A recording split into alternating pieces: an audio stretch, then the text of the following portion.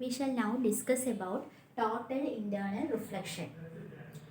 ഒരു ray of light denser മീഡിയത്തിൽ നിന്ന്, this is A denser media, ഇതാണ് ആദ്യത്തെ മീഡിയം. അപ്പോൾ അതിൻ്റെ റിഫ്രാക്റ്റീവ് ഇൻഡെക്സ് നമ്മൾ N1 എടുത്തു.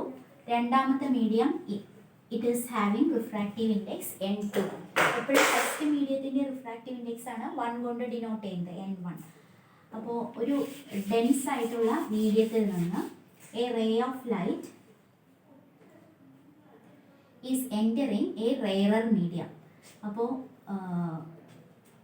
This is a point of incidence and we are drawing a normal.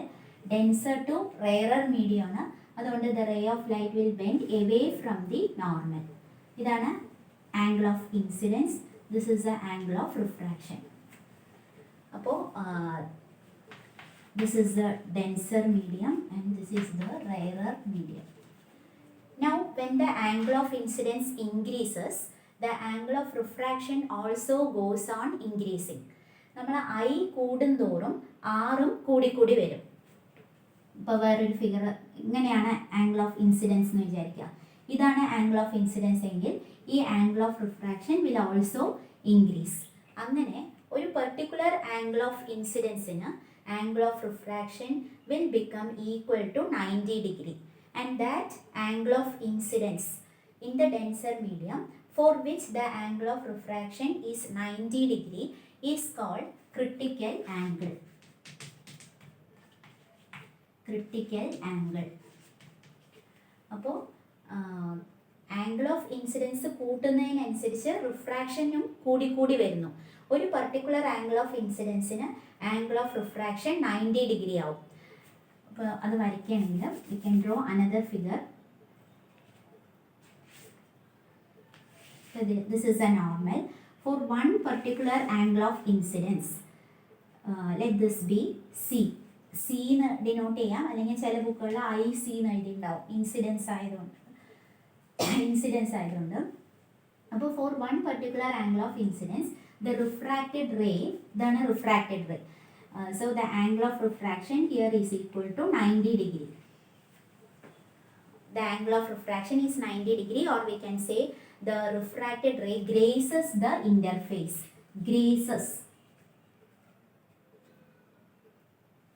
Grazes അല്ലെങ്കിൽ ആ സർഫസ് ഓഫ് സെപ്പറേഷനിലൂടെ അത് പാസ് ചെയ്യുന്നു. It graces the interface and that angle of incidence is called a critical angle.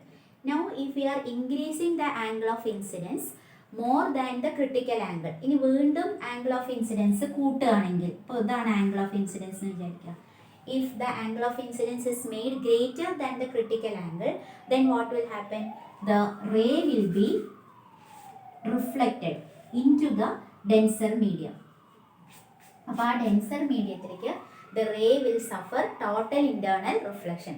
It will be totally fully reflected into the denser medium. അപ്പോൾ ആ ഫിനോമിനയാണ് നമ്മൾ total internal reflection എന്ന് പറയുന്നത്. And it is a very important phenomenon having a wide variety of applications.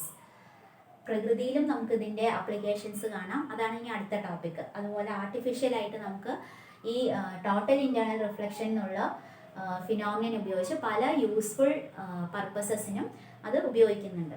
അപ്പോൾ ഇവിടെ total internal reflection നടക്കണമെങ്കിൽ ഉള്ള രണ്ട് conditions.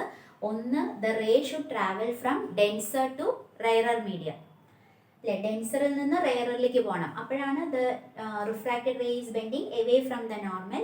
Angle of incidence, as we go on increasing the angle of incidence, angle of refraction also increases, and for one particular angle of incidence, the angle of refraction becomes equal to 90 degree. That angle of incidence is called critical angle. If the angle of incidence is greater than critical angle, the refracted ray will be totally internally reflected. This phenomenon is called total internal reflection. അപ്പോൾ ഈ total internal reflection നടക്കുമ്പോൾ if you are applying Snell's law apply ചെയ്താൽ എങ്ങനെയാണ് equation വരിക? sin I divided by sin R is equal to N2/N1. ഇതാണ് Snell's law അല്ലേ. അപ്പോൾ ഇതിനെ ക്രോസ് മൾട്ടിപ്ലൈ ചെയ്ത് എഴുതുകയാണെങ്കിൽ N1 sin I equal to N2 sin R എന്ന് വരും.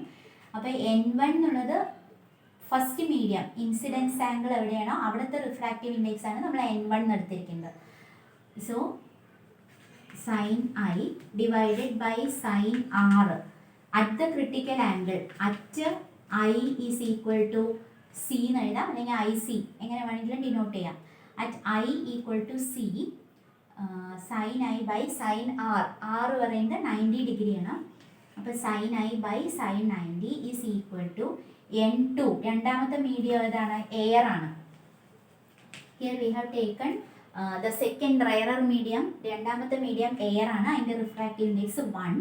ഇനി ആദ്യത്തെ മീഡിയത്തിൻ്റെ refractive index suppose it is n ആണ് എടുത്തിരിക്കുന്നതെങ്കിൽ 1/n വരും. ഇനി സൈൻ ഇവിടെ ഇൻസിഡൻസ് ആംഗിൾ സി ആണ് അല്ലേ, sine C is equal to 1/n. So sine C by sine 90 പറയുന്നത് 1 ആണ്. Sine C is equal to 1/n. ഇവിടെ n is a refractive index of the denser medium. Or we can write n is equal to, n നെ ഈ സൈഡിലേക്ക് കൊണ്ടുവന്നു, n is equal to 1/sin c. So this is the relationship between critical angle and refractive index. ഇവിടെ നമ്മൾ rarer medium air ആയിട്ട് എടുത്തുകൊണ്ടാണ് ആ refractive index 1 ആയത്. അപ്പോൾ the refractive index of the denser medium ആണ് n. n is equal to 1/sin c. Critical ആംഗിളിൽ r എന്നുള്ളത് 90 degree substitute ചെയ്തു. ഇനിയിപ്പോൾ ഇവിടെ ഫസ്റ്റ് N2 എന്നുള്ള രണ്ടാമത്തെ മീഡിയം എയർ അല്ല, വേറെ ഏതെങ്കിലും മീഡിയം ആണെങ്കിൽ നമുക്ക് ഇക്വേഷൻ ജനറൽ ആയിട്ട് എഴുതുകയാണെങ്കിൽ N2/N1 തന്നെ എടുക്കുകയാണെങ്കിൽ sin c is equal to N2/N1 എന്ന് വരും. അല്ലെങ്കിൽ അതിനെ N21 എന്ന് വേണമെങ്കിലും റെപ്രസെൻറ്റ് ചെയ്യാം. യൂഷ്വലി എയർ ആയിട്ട് വരുമ്പോൾ n is equal to 1/sin c. This is the relation connecting refractive index and critical angle.